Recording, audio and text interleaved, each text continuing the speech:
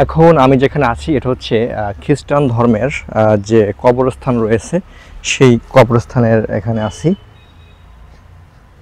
এবং এখানে কি কোনো কাটা আছে কি না জানি না, তবে পায়ে যেন কি আসলে ঢুকে পড়ছে ভিতরে, জানি না। এখন আমি যেখানে আছি এটা হচ্ছে এই যে যীশু খ্রিস্টের যে একটি প্রতীক রয়েছে, পেরেক মেরে লাগানো হয়েছে।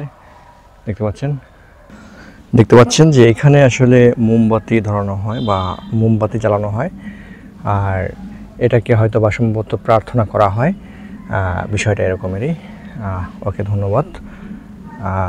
এই হচ্ছে কবরস্থানগুলো, সম্ভবত এটা নতুন কবর হবে এখানে। আর এগুলো হচ্ছে কুরুশ, খ্রিস্টান ধর্মের।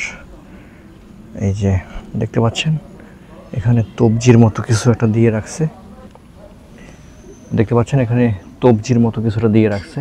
এটা কি আসলে আমি জানি না, তবে এটা আমাকে জানতে হবে এবং আপনাদেরকে জানাবো।